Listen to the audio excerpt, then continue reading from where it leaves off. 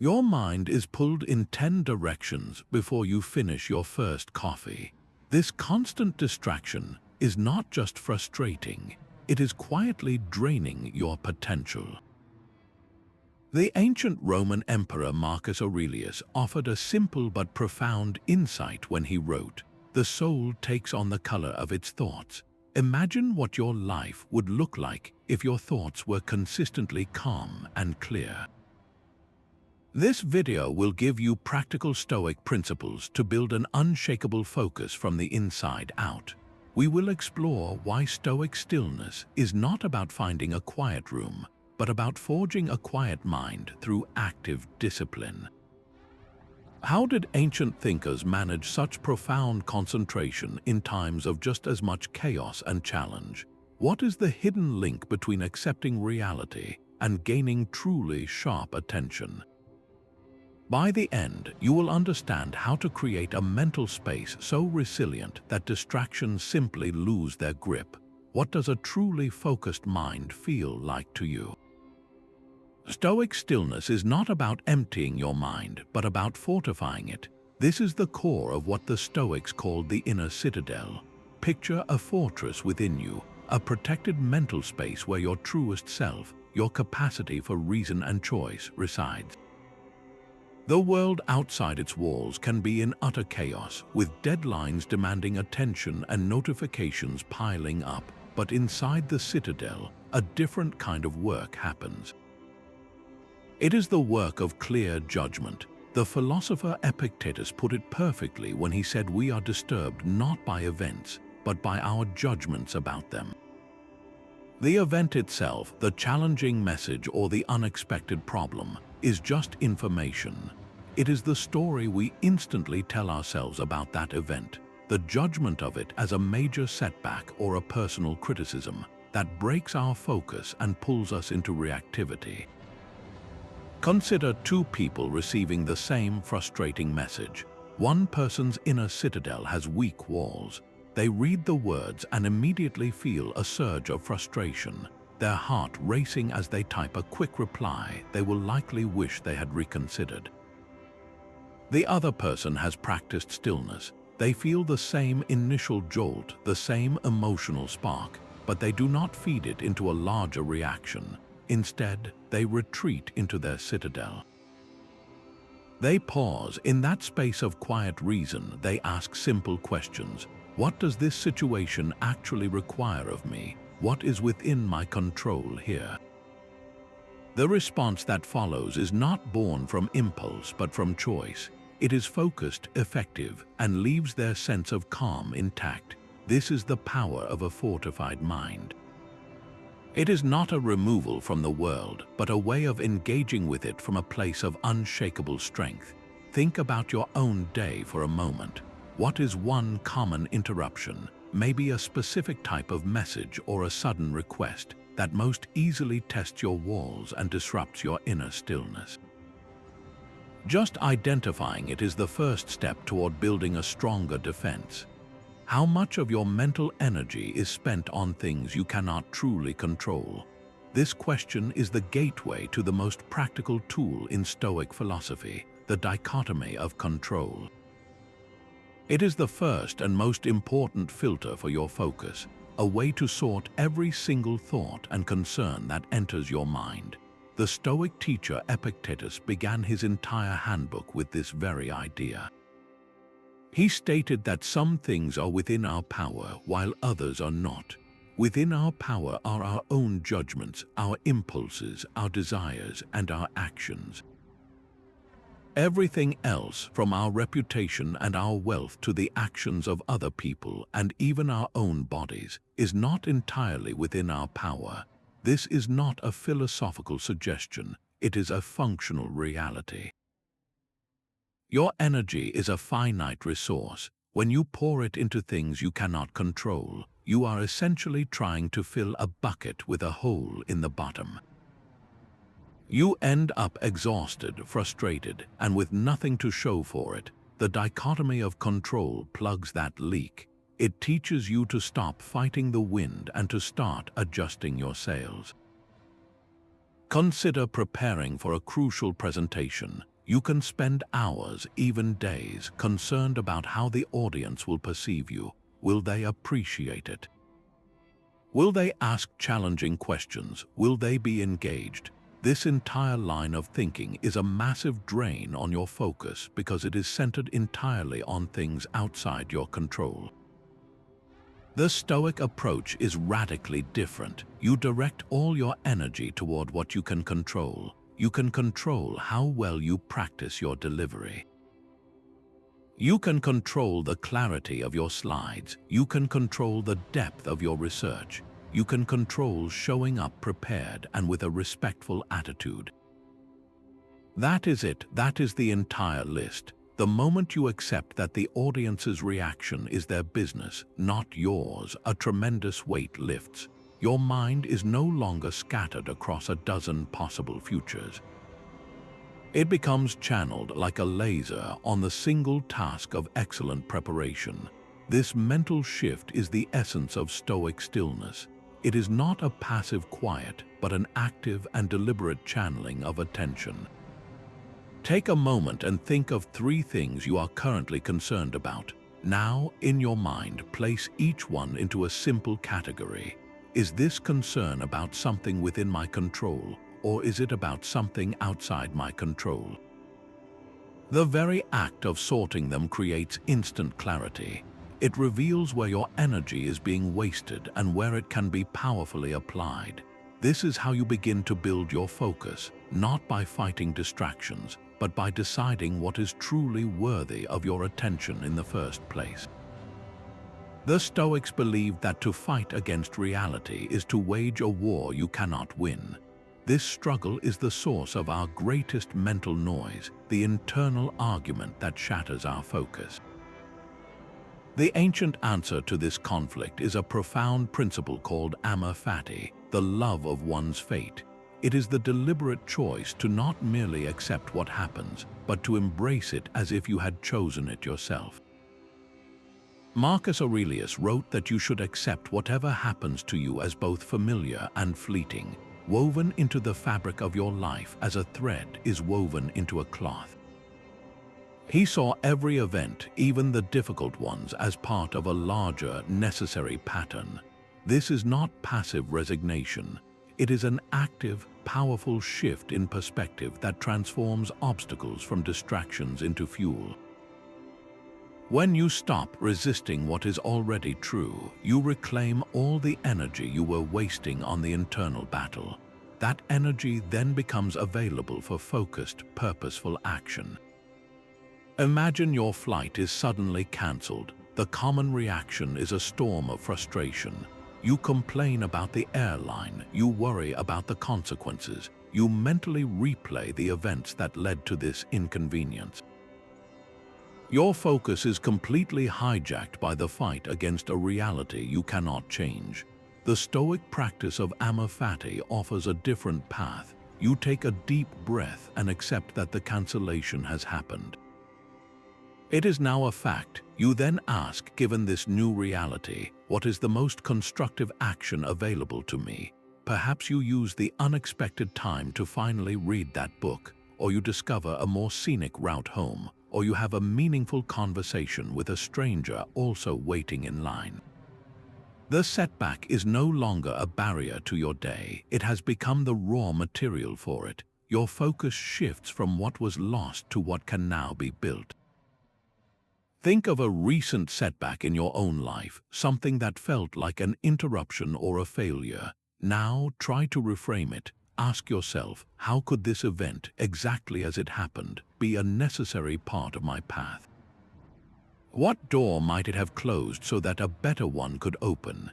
This simple act of reframing quiets the internal resistance and unlocks a profound stillness, the kind that allows for truly clear and deliberate focus.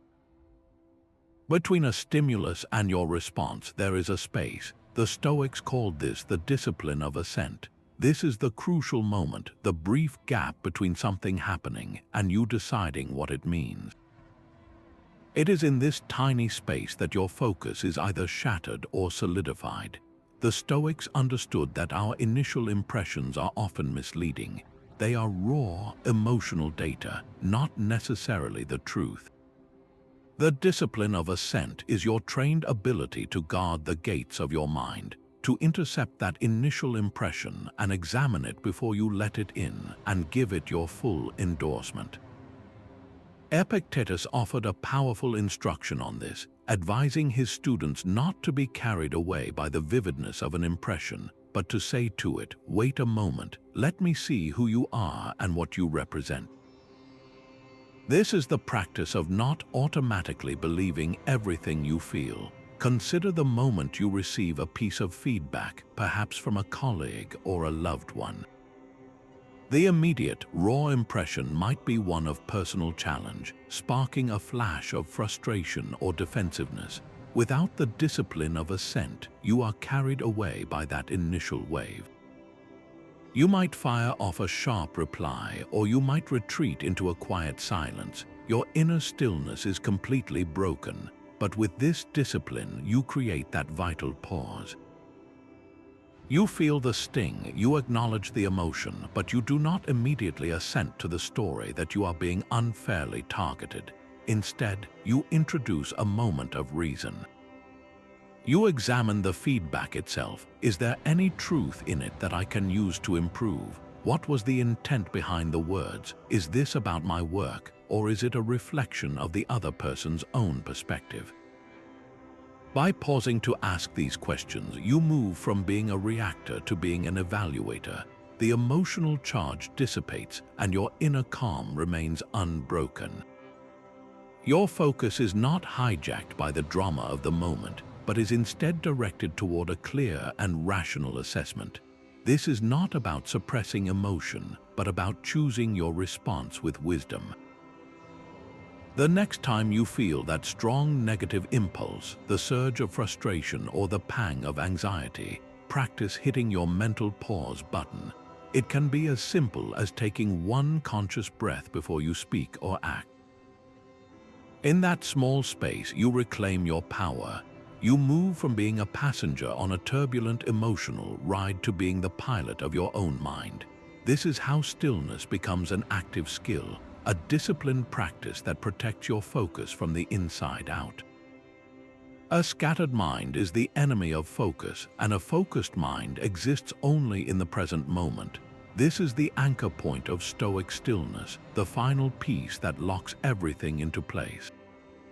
Your inner citadel is fortified. You have sorted what you can control from what you cannot, and you have learned to embrace your path. Yet if your attention is constantly drifting into yesterday's reflections or tomorrow's concerns, true stillness remains just out of reach. The Stoic practice of present moment awareness is the active discipline of bringing your full attention to the duty or the person directly in front of you, right now. It is not about emptying your mind in a quiet room, but about filling it completely with the task at hand. The Roman philosopher Seneca saw this with piercing clarity when he wrote that we experience difficulty more often in imagination than in reality. Your mind, when left to wander, will conjure up 100 possible futures, most of which will never come to pass. It will replay past conversations, editing them into versions that feel challenging. This mental time travel is the very engine of distraction, and it drains your capacity for present focus. The solution is to consciously bring your attention back to what is real, to what is actually happening in this very moment. This is a skill you can cultivate in the simplest of actions. Try it with your next cup of tea or coffee. Instead of drinking it while scrolling through your phone or planning your day, make the act of drinking your entire focus. Feel the warmth of the cup in your hands, notice the aroma, taste the flavor on your tongue without any other thought competing for space. In that brief, dedicated moment, you are practicing Stoic mindfulness. You are training your mind to reside in the now, where your power actually lies. The past is already written, and the future is not yet here. The only moment you can ever truly act within is this one. So here is a challenge for you. For the next hour, whatever you are doing, commit to being fully there. If you are writing an email, just write the email. If you are talking to someone, just listen to them. And when you notice your mind beginning to wander into yesterday or tomorrow, and it certainly will, do not judge yourself. Simply note it and with gentle firmness guide your attention back to the present. Each time you do this, you are strengthening your mental anchor. You are building the kind of focus that is not easily swept away by the currents of concern or reflection. This is how stillness becomes your default state, the foundation from which all lasting focus grows. What if you could inoculate yourself against the discomforts that shatter your concentration? The Stoics had a powerful training method for this very purpose, a practice known as voluntary discomfort. This is the deliberate choice to step into minor hardships to prove to yourself that your peace and focus are not fragile things. They do not depend on everything being just right. The philosopher Seneca often spoke of practicing simplicity, not because he feared losing wealth, but to remove the fear of loss itself. He wrote that we must strengthen ourselves against the unpredictability of life, and we can only do this by experiencing some hardship voluntarily. This is not about seeking pain for its own sake. It is about building a resilience that makes everyday irritations feel insignificant. When you willingly take a cool shower, you are not just waking up your body. You are sending a message to your mind. You are demonstrating that a minor physical sensation does not have the power to command your attention or dictate your mood. You are proving that you can remain focused and calm even when your circumstances are less than ideal. Consider taking a walk on a day that is a little too cool or a little too warm. Instead of spending the entire walk mentally complaining about the weather, you simply accept it. You focus your attention on the rhythm of your steps, the feeling of the air on your skin, the details of your surroundings you would normally miss. In that moment, you are not just taking a walk, you are actively training your focus muscle. You are learning that your inner stillness can exist completely independent of outer comfort. This week, choose one small, voluntary challenge to practice. It could be skipping a snack you normally have, taking the stairs instead of the elevator, or spending 15 minutes without your phone. The goal is not to struggle, but to observe. Notice what happens in your mind when the impulse for comfort arises, and you consciously choose not to follow it. You will find that with each small act of discipline, your capacity for focused attention in the face of life's inevitable disruptions grows stronger and more reliable. How can thinking about what could go wrong actually lead to greater peace of mind? This seems like a contradiction, but it is the heart of a powerful Stoic exercise known as premeditatio malorum, the premeditation of difficulties. This is not about pessimism or expecting the worst. It is a form of mental preparedness, a rehearsal for reality that strips potential obstacles of their power to shock you and shatter your focus. The Stoic philosopher Seneca would begin each day with a specific mental practice. He would say to himself, "Today I will meet interference, ingratitude, insolence, disloyalty, and ill will." Now, this was not a mantra of doom. It was a vaccine against surprise. By anticipating these common human challenges, he was not inviting them in. He was inoculating his mind against their disruptive force. When he then encountered an ungrateful person or a frustrating delay, it was not a catastrophic surprise that broke his concentration. It was simply a familiar part of the day's landscape, an expected event that he was already prepared to handle with reason and virtue. This practice transforms potential crises into manageable tasks. Imagine you have a difficult conversation ahead. If you avoid thinking about it, the anxiety builds in the background, a constant low hum of distraction. But if you sit down and mentally walk through the scenario, you do something remarkable. You visualize the other person perhaps being uncooperative. You feel the initial sting of that possibility, and then you decide, in the safety of your own mind, how you will respond. You will remain calm, you will listen, you will state your position clearly without accusation. By mentally rehearsing your calm and focused response, you are building a neural pathway. You are telling your brain, this is the route we take when this happens, so when the actual conversation occurs, it feels less like an ambush and more like a path you have already walked. Your focus remains on the content of the discussion, not on the surge of your own surprise or emotion. The obstacle becomes the way. Take a moment and bring to mind a single challenge you might face tomorrow. It could be a presentation that feels daunting, a conversation you have been putting off, or even just a task you fear will be tedious. Now, in your mind, walk through it. Do not just worry about it happening. Actively envision the scenario unfolding in a challenging way.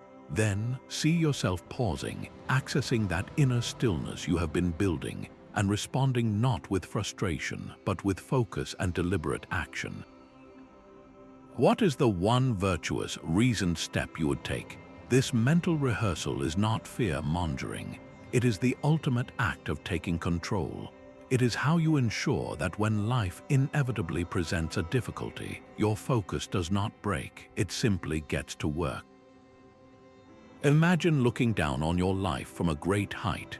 How do your current worries appear from that vast distance? This is the essence of the Stoic view from above, a powerful mental exercise designed to pull you out of the narrow confines of a single frustrating moment and place you within the grand theater of space and time. When you feel a minor conflict or a looming deadline consuming your entire field of vision, this practice offers a cosmic reset. It actively shrinks the scale of your concerns, not to dismiss them, but to see them in their true proportion. The emotional weight lifts and your cognitive resources, once trapped by anxiety, are freed to focus on what you can actually control. Marcus Aurelius was a devoted practitioner of this very technique. In his private writings, he would repeatedly remind himself to frequently take a view from above, to look down upon the bustling cities and vast landscapes, and to see the entirety of human life as a brief, fleeting point.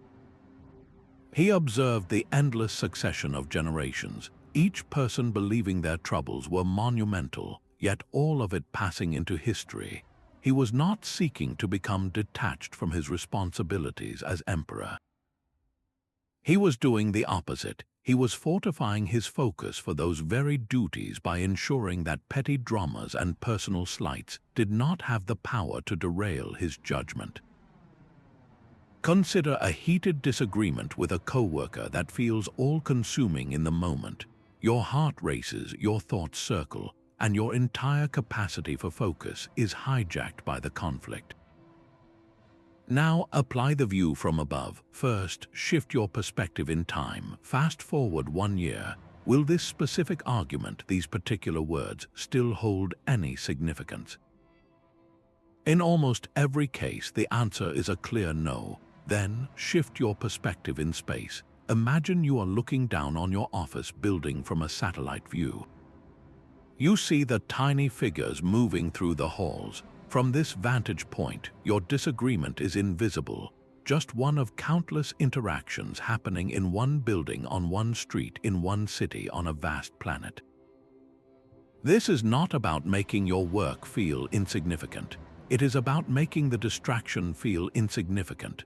The problem itself may still require a solution, but the chaotic noise around it, the emotional storm, simply quietens.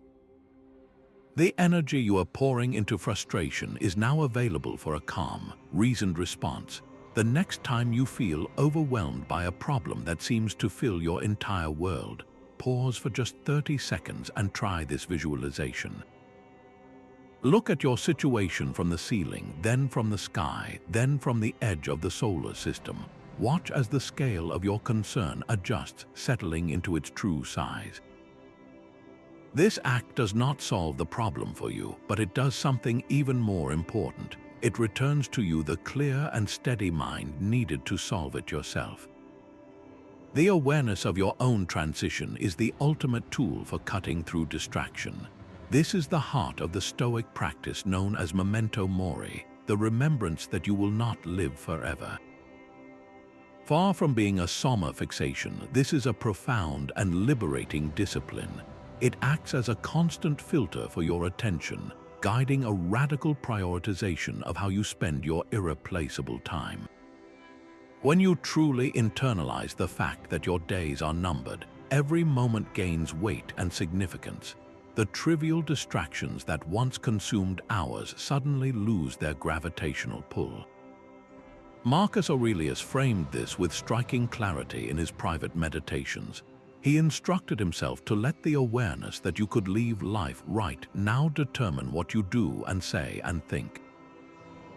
He was not living in apprehension of his final day. He was using its certainty as a compass to navigate each present day with unwavering focus. Consider 2 different days.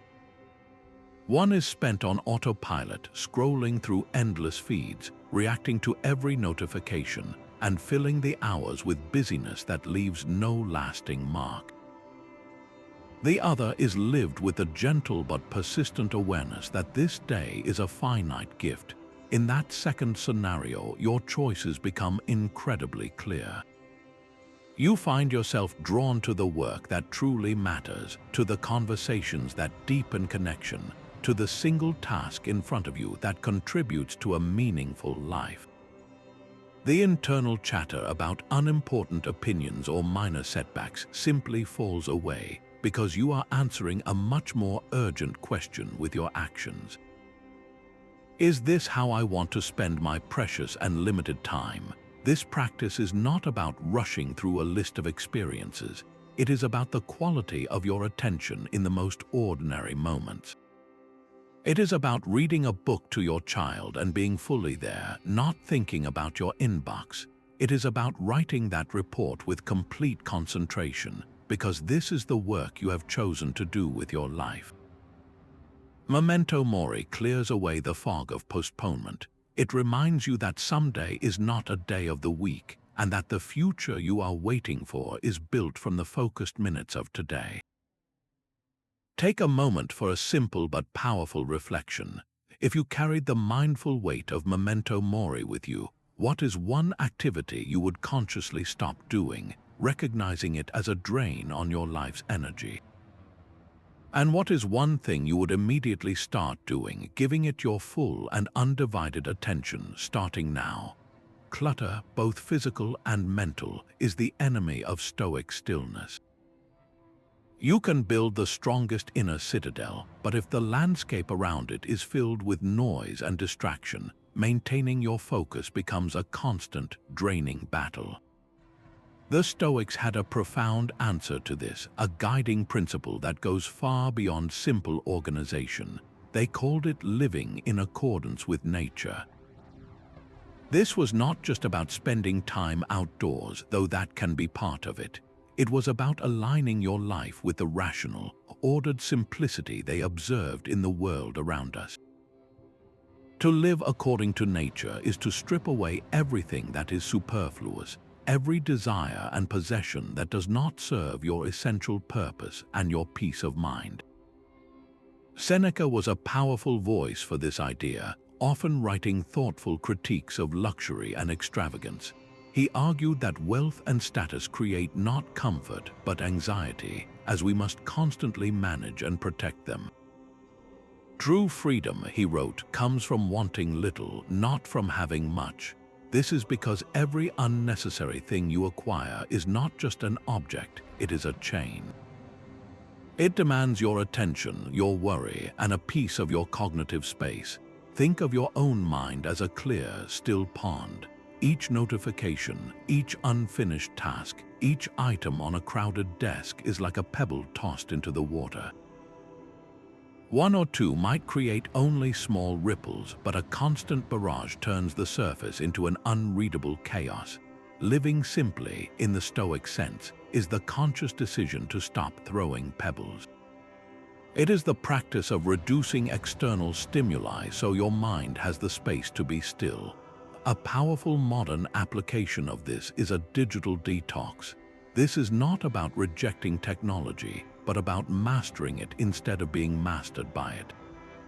Choose one evening this week to intentionally disconnect. Silence your phone, close your laptop, and create a space of quiet. At first, your mind might rebel, itching for that familiar stimulation. This restlessness is precisely what you are learning to observe and overcome. In that quiet, you are not missing out. You are reclaiming your capacity for deep, uninterrupted thought.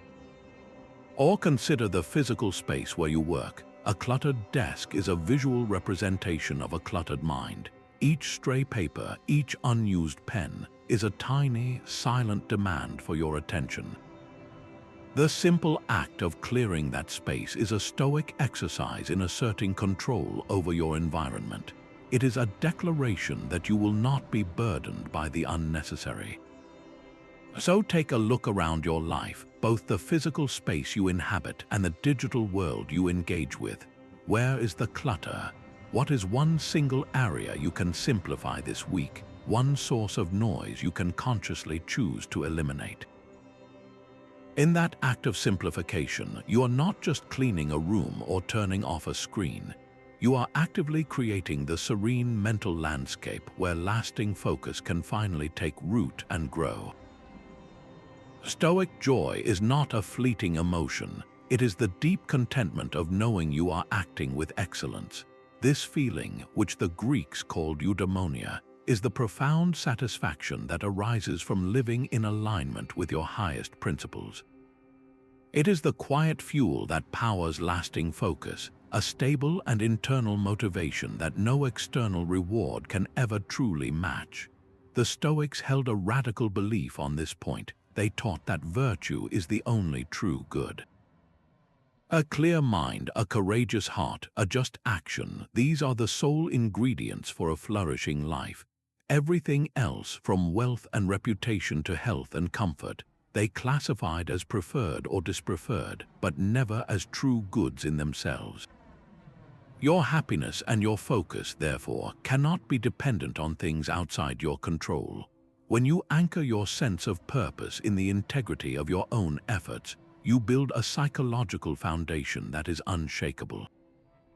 Your drive comes from within. Consider the profound difference between two people working on the same demanding project. One is fueled entirely by the hope of a promotion, the external validation of a title and a raise. The other is driven by the intrinsic value of the work itself, by the desire to solve a complex problem with skill and diligence. When the project hits an inevitable obstacle, the first person's focus shatters. Their motivation was tied to an outcome they cannot fully control, so frustration and anxiety quickly take over. The second person, however, remains steady. Their goal was not the promotion, but the excellence of their own contribution. The obstacle is not a threat to their success. It is simply the next challenge to be met with virtue. Their focus does not break, it simply adapts. This is the power of Stoic joy in action. It transforms your work from a transaction where you trade effort for reward into a practice where the act of focused effort is itself the reward. Think back to a recent task you completed. Ask yourself a simple but revealing question. Was my primary motivation an external reward, like praise or a payment? Or was it the intrinsic satisfaction of knowing I did the work to the very best of my ability? Your honest answer will show you exactly where your own focus draws its strength from, and where you might begin to build a more resilient and self-sustaining source of energy. How the Stoics ended their day determined how they began the next. They understood that a restless mind, filled with the unresolved clutter of the day, could never achieve the stillness required for deep focus. This is why the evening review was a cornerstone of their practice, a quiet ritual of mental housekeeping. Seneca, in his writings, described his own nightly routine with beautiful clarity. He would sit in the quiet of his room and ask himself three simple but profound questions. What habit did I work to improve today? What impulses did I choose not to follow? And in what way could I have acted with more wisdom and kindness?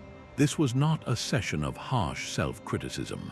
It was a calm, objective audit of his own character, a way to process the day's events and release any lingering mental tension before sleep. He described this practice in his work on anger, explaining that his sleep was freer and more composed after this self-examination, and his mind was roused by the recognition of its own progress. The goal was to lay the day to rest with a clear conscience and a quiet mind. Think about your own typical evening. Perhaps you scroll through feeds until your eyes grow heavy, or you lie in bed replaying a difficult conversation. Your mind never truly powers down, it just simmers on low heat, leaving you fatigued before the next day even begins. The Stoic review offers a different path. Let us walk through a modern example. Imagine you had a tense meeting where you spoke over a colleague in your eagerness to make a point. During your 5-minute evening review, you would calmly acknowledge this. You might note that you did not improve a habit in that moment, as you gave in to the impulse to interrupt. You could acknowledge that you chose not to become defensive when your idea was challenged later. And finally, you would ask how you could have acted with more wisdom. The answer is not to berate yourself, but to set a clear intention for tomorrow. You might decide, tomorrow I will practice listening fully until the other person has finished speaking. This simple act transforms a regret into a plan. It converts a source of mental noise into a quiet commitment to improvement. The event is processed, learned from, and then released. Your mind is no longer churning over the past, but is instead prepared for a restful night and a focused tomorrow. Tonight, before you sleep, find just 5 minutes of quiet. Ask yourself Seneca's 3 questions. Approach your answers without judgment, as a scientist observing data. Then let the day go. This single practice builds the mental clarity that makes all other focus possible. The Stoics did not want to be emotionless robots. They wanted to be free from the tyranny of destructive passions. This is the true meaning of apatheia, a term often misunderstood as a cold, unfeeling state. In reality, it is a state of inner freedom where you are no longer a slave to the emotional storms that shatter your concentration. It is the difference between feeling an emotion and being completely overpowered by it. The Stoics made a crucial distinction between our initial, involuntary reactions, which they called proto-passions, and the full-blown passions we choose to feed. A proto-passion is that first jolt of frustration when you spill your coffee, or the flash of worry when you see an unexpected message. It is a biological spark, quick and automatic. The full-blown passion is what happens next when you pour mental fuel on that spark. You start telling yourself a story about how this ruined your entire morning, or you imagine the worst-case scenario about that message. This is the point where reason is overthrown and your focus is completely hijacked. Epictetus perfectly captured this mechanism when he wrote that people are not disturbed by things, but by the views they take of them. The spilled coffee is just a puddle on the counter. The message is just text on a screen. It is the judgment you attach to them, the view that this is a catastrophe, that triggers the emotional cascade. Consider the common experience of anger in traffic. You are cut off by another driver. The initial jolt of surprise and frustration is the proto-passion, a natural human response. The practice of apatheia is not to pretend you feel nothing. It is to prevent that initial spark from igniting into the full-blown fire of road rage. It is the conscious choice to not assent to the story that this person intentionally wronged you and that you must now teach them a lesson. Instead, you acknowledge the feeling, you note the increased heart rate, and then you let the story go. You return your focus to the road ahead and the safety of your journey. the destructive passion of rage is disarmed and your inner stillness remains intact. Your capacity for focused attention is preserved because you did not hand over the controls to a temporary emotional storm. What is the one destructive passion that most often disrupts your own focus? Is it a surge of anxiety that pulls your thoughts into a future you cannot control, or a flare of anger that keeps you replaying a past conversation? Simply naming it is the first step in recognizing it as a view you are taking, not an unchangeable reality. The Stoics said we should be like an archer who draws the bow with perfect form, aims with a steady hand, and releases the string with clear intention. The archer controls every aspect of the shot, but the moment the arrow leaves the bow, it is subject to 1,000 factors beyond their control. A sudden gust of wind, a moving target, the simple unpredictability of the world. The Stoic archer's goal is not to hit the target, but to shoot well. The outcome is preferred, but it is not the source of their virtue or their peace. This ancient metaphor, recorded by Cicero, offers a profound liberation from the anxiety that so often shatters our focus. When you tie your sense of worth and your mental energy to an outcome you cannot command, you set yourself up for internal turmoil. The fear of missing the target, of falling short, becomes a constant distraction that pulls your attention away from the quality of your own effort. But when your entire being is dedicated to the excellence of the shot itself, your mind becomes calm, clear, and utterly concentrated. This is the essence of focusing on action, not outcome. Think of preparing for a job interview. The common approach is to fixate on the outcome, the offer. You spend days wondering if they will appreciate your perspective, if your answers reflect your true capabilities, if the opportunity aligns with your path. This entire mental process is a drain on your focus because it is spent on the wind and the moving target, things entirely outside your control. The Stoic archer approaches the same situation differently. Your entire focus shifts to the shot, to what you can control. You can control researching the company thoroughly. You can control preparing thoughtful questions. You can control practicing how to articulate your experience clearly and authentically. You can control your posture, your breathing, and showing up with a respectful and engaged attitude. The goal is not to get the job. The goal is to present the best, most genuine version of yourself with composure and skill. Whether the arrow hits the target and you receive an offer, or a gust of wind blows it off course and you do not, your success was in the quality of your shot. Your inner stillness remains intact, ready to knock the next arrow. Take a moment and bring to mind a single goal you are working toward right now. Now, in your mind, draw a clear line between the shot and the target. Make a simple list. What parts of this endeavor are your effort, the actions within your power, and what parts are the final outcome, the results that depend on factors beyond your command. The moment you make this distinction, you reclaim your focus. You can pour all your energy into the list of actions, into perfecting your shot, and release the rest. This is how you build a focus that is resilient, purposeful, and free from the fear of an unpredictable world. In a world that screams more, the Stoic whispers enough. This single word is a revolutionary act in a culture built on endless wanting. That constant, restless impulse for the next thing, the newer model, the better version, is one of the greatest thieves of focus we ever encounter. A mind that is always looking for something else can never be fully present with what is right here. It is perpetually scattered, always one step ahead of itself, and therefore never truly anywhere at all. This is why the Stoics taught that contentment is not a passive state of having everything, but an active discipline of wanting less. The philosopher Epictetus, born into challenging circumstances, put it with stunning clarity. He taught that wealth consists not in having great possessions, but in having few wants. Real abundance, in other words, is not measured by what you own, but by what you can peacefully live without.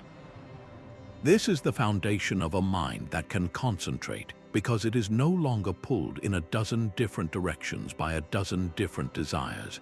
Think about the familiar feeling of browsing an online store. You are not really looking for anything in particular, just scrolling. A subtle tension builds, a low-grade hum of dissatisfaction with what you have.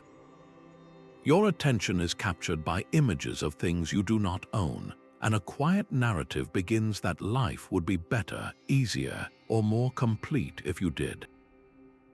This is the engine of distraction running at full power. Now contrast that with a moment of deliberate gratitude. You put the device down and look around you.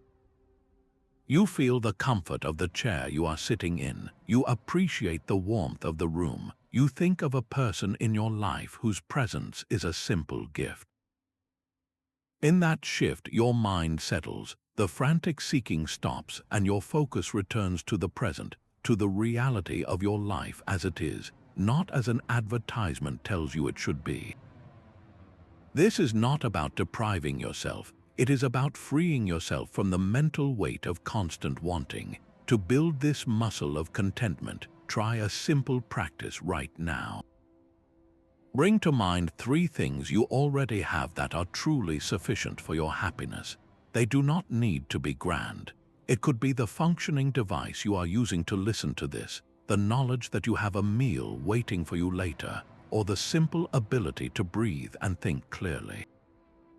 Sit with the feeling of sufficiency for just a moment. Notice how, when you genuinely acknowledge that you have enough, the noise of wanting more simply fades into the background, leaving behind a quiet and focused mind. Your deep work session is interrupted. What does the Stoic do? They do not see this as a personal attack on their time or a violation of their schedule. The interruption is simply a new piece of information, a neutral event that has now entered their field of awareness. An initial feeling of frustration might arise, that is the involuntary spark, but the Stoic does not pour fuel on it by telling themselves a story about how this always happens or how the other person is being inconsiderate. Marcus Aurelius faced this constantly. Ruling an empire meant his plans were always subject to the needs of the moment. He wrote to himself, "When you are reluctant to get up in the morning, let this thought be present: I am rising to do the work of a human being. Why then am I dissatisfied if I am going to do the things for which I exist and for which I was brought into the world?" He reframed every demand, every interruption, not as a distraction from his work, but as the very substance of his work. The interruption becomes the next opportunity to practice virtue, to be of service, to exercise patience. Imagine a colleague appears at your desk with an urgent request, just as you are finally making progress on a complex task. The non-Stoic reaction is internal resistance, a sigh, a tense body, a mind that stays fixated on the lost progress, making the interaction rushed and inefficient. The Stoic response is a calm pivot. You fully acknowledge the person and their request. You give them your complete attention for the few minutes it takes to understand the situation. You handle what is within your power to handle, or you clearly communicate when you can address it. Then, and this is the crucial part, you consciously and deliberately guide your attention back to your original task. You take a breath, you look back at your screen, and you re-engage. The entire event is contained. It does not spill over into the next hour as simmering frustration. Your focus is not shattered, it was merely temporarily redirected. Think ahead to your own day. What is the next interruption you are likely to face? It might be a phone call, a child's question, or an unexpected email. Right now, decide on your Stoic response. How will you accept it as part of the day's natural flow? Address it with presence, and then gently but firmly return your mind to the work that matters. This is how resilience is built, not in avoiding the waves, but in learning to let each one pass beneath you without capsizing your boat. Stoic stillness is the calm at the center of the storm of action. It is not a passive state of waiting, but the poised readiness of a dancer just before the music begins. Every movement is intentional, born from a deep inner clarity that has already decided the next step. This is the ultimate state of focus, a seamless flow where your reasoned judgment and your decisive action become one single, unified motion. There is no internal debate, no second guessing, no gap between knowing what is right and doing it. The founder of Stoicism, Zeno, defined a good flow of life as living in agreement with nature. For the Stoics, nature was rational and orderly, and to live in agreement with it meant to align your own judgments and actions with that same unshakable logic. When your inner world is in this kind of agreement, your outer actions reflect a powerful and unbroken concentration. Think of a leader facing a difficult but necessary organizational change. They have gathered all the information, consulted their team, and weighed the options with clear reason. The moment of decision arrives, a mind lacking stoic stillness might hesitate, troubled by thoughts of potential criticism or uncertainty about the unknown. But a mind grounded in this harmony does not waver. The leader calmly makes the call, communicates it with conviction, and then executes the plan with their full attention and commitment. They are not free from the weight of the decision, but they are free from the internal conflict about it. Their energy is not spent on doubt or regret. It is channeled entirely into the effective implementation of their chosen course. This is stillness in motion. The storm of activity swirls around them, yet at their core, there is a quiet certainty that allows for absolute focus on the task at hand. Now bring this into your own world. Where in your life do you feel a noticeable disconnect between what you know you should do and what you actually find yourself doing? Perhaps it is in having a challenging conversation you have been avoiding, or in starting a project you know is important but feel intimidated by. That gap is where focus dissipates into procrastination and mental noise. Closing that gap does not require more information. It requires the integration of your knowledge with your will. It requires the harmony where your inner stillness fuels your outward action, and your action, in turn, deepens your stillness. Zeno, the founder of Stoicism, observed that we have 2 ears and 1 mouth so we can listen twice as much as we speak. This simple anatomical fact points to a profound discipline, one that goes far beyond simply not talking. Stoic silence is an active practice of conserving your most vital resource, your mental energy, by withholding speech that does not serve a purpose. Every time you engage in unnecessary chatter or reactively fire off a comment, you are spending a piece of your focus. You are diverting attention from the quiet work of observation and reason to the noisy theater of performance and defense. Seneca wrote extensively on the power of guarded speech, advising that we should say only what is essential and always with a calm mind. He saw the tongue as a force that must be governed, because unguarded words create internal turmoil and external conflict, both of which shatter concentration. Think about the last meeting you attended.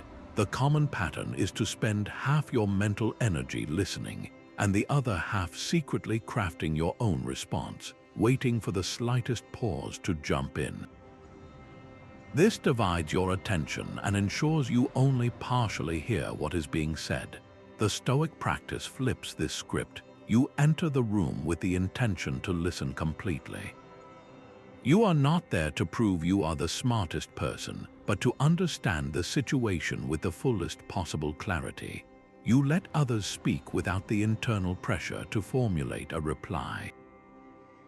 In that space of deep listening, something remarkable happens, because you have absorbed all the information without the filter of your own ego. Your eventual contribution, when you do choose to speak, is often far more insightful and impactful. Your words are not a reaction, they are a reasoned conclusion. Your focus was not fractured by the need to perform, but was channeled into the single task of comprehension. This hour, make a conscious experiment with intentional silence. It does not mean you cannot speak at all, but that you will speak only when your words are an improvement upon the quiet. As you move through your interactions, focus your energy entirely on observing and listening.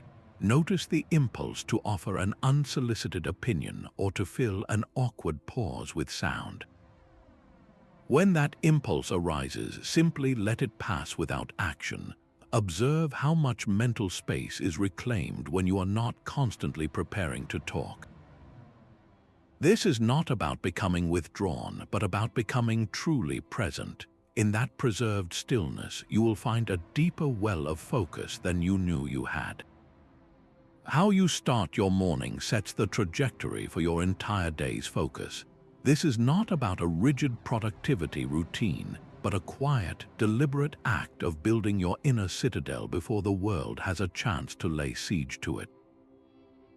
The Stoics understood that the first thoughts you entertain become the architects of your mental state for hours to come.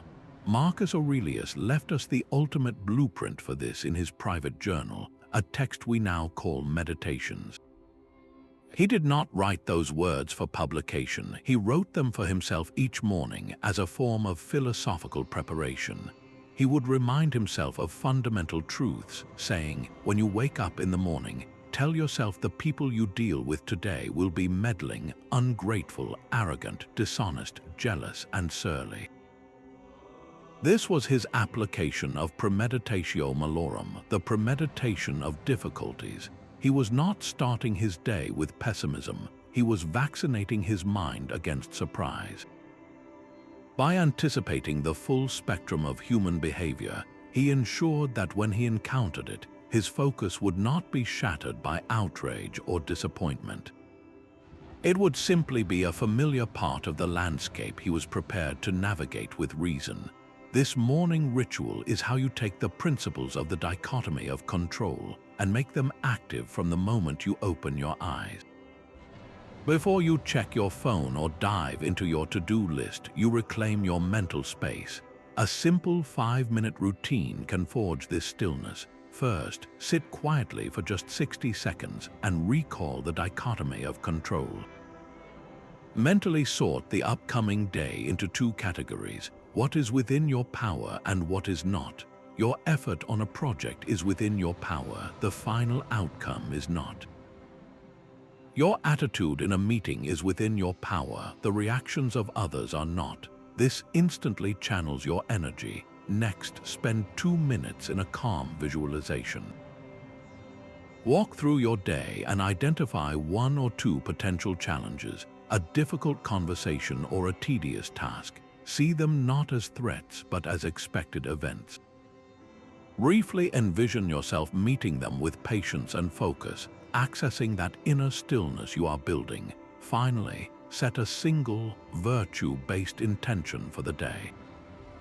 It can be as simple as, today I will practice listening with full attention, or today I will respond to interruptions with patience instead of frustration.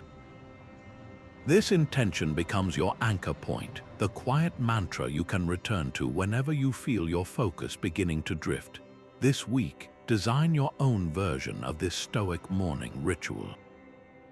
Commit to it for just 7 days. What one virtue will you choose to be the foundation of your focus each morning? Busyness is often a disguise for a lack of purpose and focus. We fill our calendars and our minds with endless activity, mistaking motion for progress. From a Stoic viewpoint, this constant frenzy is not a sign of importance, but a form of escape. It is a way to avoid the quiet and sometimes difficult work of confronting our true priorities and aligning our actions with what actually matters. We flee from ourselves into a storm of tasks because stillness requires an honesty that busyness conveniently avoids. Seneca saw this with striking clarity nearly 2,000 years ago. He observed that people are busy doing nothing, They are industrious without purpose and agitated without reason. They are not living, but merely being busy with living. This is the core of the illusion. We feel productive because we are in motion, but we are like a ship sailing in circles, generating impressive waves without ever moving toward a meaningful destination. Consider the clear contrast between two different workdays. The first is a familiar portrait of modern busyness. Your day is a reactive stream of emails, instant messages, and back-to-back meetings. You are constantly responding, your attention pulled in a dozen directions. At the end of the day, you feel exhausted. You have crossed many items off a list, and yet you are left with a hollow feeling, a sense that nothing of real substance was actually accomplished. The second day is built on Stoic principles. You begin with a clear view of your single most important priority. You guard 2 periods for deep, focused work on that one thing. You enter your inner citadel and shut the gates to all distractions. During those focused blocks, you are not busy, you are purposeful. The rest of the day may still contain meetings and messages, but you handle them from a place of calm priority, not frantic reactivity. You end the day not with exhaustion, but with the profound satisfaction that comes from genuine, tangible progress.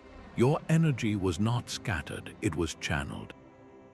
This is the difference between being busy and being effective. Now, take a moment for a simple but revealing audit of your own time. Look back over your last week.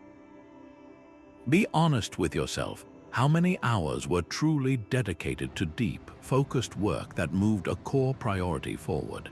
And how much time was consumed by the swirling vortex of busy work, the administrative tasks, the endless communication loops, and the reactive demands that create the sensation of productivity without its substance? The ratio you discover is not a measure of your worth, but a map of where your focus currently lies. It shows you whether you are building a life of purpose or simply wearing the mask of busyness. This awareness is the first step toward reclaiming your time and your mental stillness. Stoic focus is not selfish, it is grounded in service to others. This principle is the heart of a Stoic concept called oikeiosis, the recognition that we are fundamentally connected to the wider human community. When you see your own efforts as a thread woven into a larger social fabric, your work gains a profound and enduring purpose. This sense of meaning becomes the fuel that sustains your concentration when challenges arise, transforming tedious tasks into acts of contribution. Marcus Aurelius constantly reminded himself of this duty, writing that what brings no benefit to the hive brings none to the bee. Your personal focus and your capacity for reason are not just for your own advantage. They are gifts to be directed toward the common welfare. Consider a doctor performing a long and demanding surgery. The physical strain is real, the mental fatigue is a constant pressure. What allows them to maintain their precise focus hour after hour? It is not merely a personal goal of technical perfection. It is the unwavering connection to their duty, to the well-being of the person entrusted to their care. Their skilled hands are in the service of a life. This larger why provides a resilience that sheer willpower could never match. The same dynamic applies to any endeavor. A teacher grading papers late into the night draws focus from the impact on their students' futures. A software developer debugging a complex piece of code sustains their attention by considering the thousands of users who will benefit from a seamless experience. Your work, whatever it may be, touches other lives in ways you may not always see. When you consciously connect to that reality, your focus is no longer a finite resource easily depleted by difficulty. It is replenished by a sense of purpose. Take a moment and reflect on your own primary work or a key goal you are pursuing. Ask yourself a simple but powerful question. Beyond my personal gain, how does this effort contribute to the well-being of others? Who is served by my focused attention today?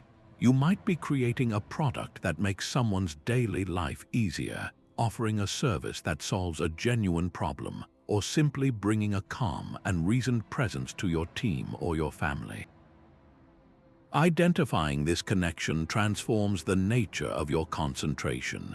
It is no longer just about checking a box or hitting a target. It becomes a practice of virtue, a quiet offering to the common good that makes your focus unshakable because it is rooted in something far greater than yourself. The chief task in life is simply this: to identify and separate matters so that I can clearly say to myself which things are externals and not up to me, and which things are my own choices, truly up to me. This foundational teaching from Epictetus cuts directly to the heart of why our focus fractures. The internal triggers that shatter your concentration are almost always rooted in two powerful forces: an unchecked desire for something or a deep aversion to something else. You desire the quick hit of validation from a new notification, and so you reach for your phone. You feel an aversion to the mental strain of a complex task, and so you find yourself organizing your desk for the third time. Every single time you choose to curb that desire or face that aversion, you are not just completing a task, you are performing a repetition for your focus muscle. You are proving to yourself that your attention is governed by your choice, not by your impulses. At the very beginning of his discourses, Epictetus directs us to what is up to us: our own judgments, our impulses, our desires, and our aversions. He points out that if you think something you desire is truly good, it becomes impossible to resist. But if you can see that desire for what it is, an external you do not control, its power over you begins to dissolve. Consider the moment you sit down to work on a difficult report. The thought of its complexity creates an internal aversion, a mental flinch. At the same time, a desire for the easier, more stimulating content on social media arises.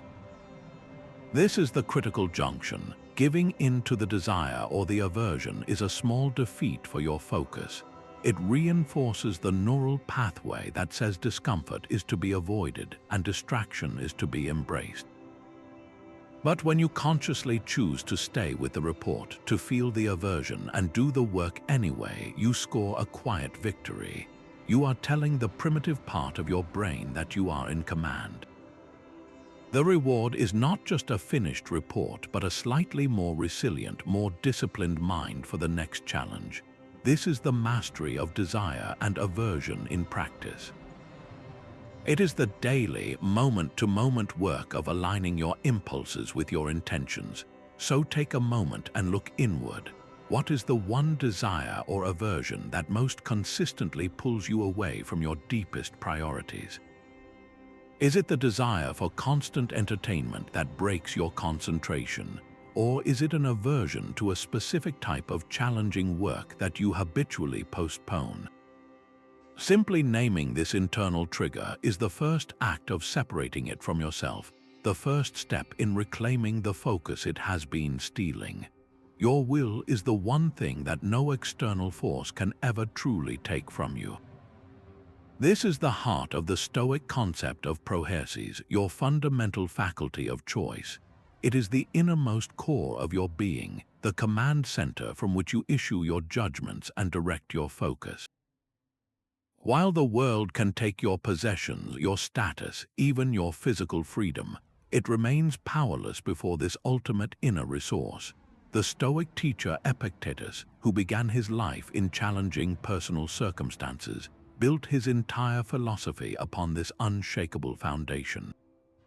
He taught that our prohersis is the only thing that is truly and completely our own. Your property is not your own, he would say, nor is your reputation or your public office. Your will alone is yours. When you align this will with virtue, with reason and moral purpose, you forge a focus that circumstances cannot break. This is the ultimate strengthening of your inner citadel. It is not about building higher walls to keep the world out. but about realizing that the world's chaos lacks any key to the single gate you alone control. Consider the historical example of Seneca. When the Emperor Nero directed his relocation, removing him from his wealth and political standing, Seneca was taken from everything familiar. Yet his letters from that period reveal a mind not in turmoil but in profound focus. He turned his attention to writing, to philosophy, to observing the natural world around him. His external circumstances were directed by another, but his inner world, his capacity to choose his response and direct his attention, remained entirely his own. He aligned his will with the virtue of accepting his situation with purpose, and in doing so, his focus did not shatter, it deepened. His work from that time became some of his most enduring. This is the power of prohersis in action. It is the quiet understanding that your concentration is not a fragile thing, easily broken by a disruptive day or a difficult person. Your focus is a function of your will, which is yours to command. So take a moment and affirm this to yourself, silently and with conviction. My focus is a function of my will, which is mine to command. Feel the shift that occurs when you internalize that truth. The next time a distraction arises, you will no longer see it as an external force overpowering you, but as a simple test of your command over the one thing that has always been and will always be entirely your own. Let us see how these pieces fit together in the flow of a single day. The sun has not yet risen. In the quiet of the early morning, our Stoic practitioner begins with a 5-minute ritual. Before the phone is touched or the day's demands can intrude, they sit and recall the dichotomy of control. They mentally sort the coming hours, affirming that their effort and attitude are their own, while outcomes and the reactions of others are not. As Marcus Aurelius might have done, they set a simple intention: today I will meet each task with presence. The commute, often a source of frustration, becomes a training ground. Traffic is heavy, a fact outside their control. Instead of feeding the initial spark of irritation, they practice the discipline of assent. They observe the feeling without letting it become a full-blown passion, and they use the time to listen to an insightful book or simply to observe the world passing by, a moment of voluntary simplicity amidst the rush. At work, a difficult email arrives. The initial impression is one of personal challenge. They feel the jolt, the proto-passion, but they retreat into their inner citadel. They pause, creating that vital space between stimulus and response. They ask, what here is within my control? My response, my tone, my next action. They remember Epictetus, who said it is not events that disturb us, but our judgments about them. They choose to see the message not as an attack, but as information to be addressed with reason. Later, a project hits an unexpected obstacle, triggering a wave of anxiety about the future. This is the moment for the view from above. They close their eyes for 30 seconds and pull their perspective back, imagining their office from the sky, their city as a tiny dot on a vast planet. The problem, while real, shrinks to its true proportion. The emotional noise quiets, and their focus returns to the single, manageable step in front of them. During a meeting, they practice Stoic silence, listening with their entire attention, speaking only when their words are an improvement upon the quiet. When an interruption pulls them from deep work, they channel Marcus Aurelius, accepting it as the work of a human being, addressing it fully, and then gently guiding their attention back without residual frustration. The evening comes. Before sleep, they conduct the review. In the calm of their room, they ask Seneca's 3 questions. What habit did I improve today? Perhaps they note they listened more than they spoke. What impulse did I not follow? They acknowledge they felt the urge to send a sharp reply but chose patience. How could I have acted with more wisdom? They see a moment where a kinder word would have served better, and they set an intention for tomorrow. This is not self-criticism, it is mental housekeeping, a way to bring the day to a close with a clear and quiet mind. From the first conscious thought to the last, each practice interlocks, building a continuous state of resilient focus. Now, take a moment and sketch out the skeleton of your own Stoic day. Where could your morning ritual anchor you? When might the view from above rescue your focus? How could an evening review bring you peace? Your day is not a series of separate events, but a single canvas upon which you practice the art of stillness. The soul takes on the color of its thoughts. Marcus Aurelius offered this truth not as a passing observation, but as the very cornerstone of a life lived with purpose. This entire exploration has led us to a single, powerful conclusion, that Stoic stillness is not a luxury for a quiet life, but the essential foundation for a focused one. It is the non-negotiable precondition. This stillness is not found by escaping the world's noise, but by proactively building an inner sanctuary through daily discipline. We have walked through the core practices that construct this peace, from the fundamental sorting of the dichotomy of control to the embracing power of amor fati, and the crucial pause of the discipline of assent. Each principle is a tool for forging a mind that remains clear and directed even when everything around you is in motion. This is not a checklist to be completed, but a lifelong journey of cultivation. It is the continuous work of aligning your will with virtue, of choosing reason over reaction, and of finding profound focus in the service of something greater than yourself. The goal is not to never feel a storm, but to become the calm at its center. So as we conclude, consider this your invitation to move from understanding to practice. Choose one principle, just one, to carry with you deeply in the coming week. Perhaps it is pausing to apply the dichotomy of control the next time a moment of worry arises.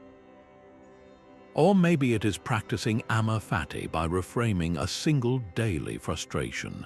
Whatever you choose, practice it with intention. Then we would be honored if you shared your insights in the comments below. Tell us what you noticed, what shifted, what challenged you. In sharing our journeys, we build a community of practice, reminding each other that the path to a focused and meaningful life is walked one mindful step at a time.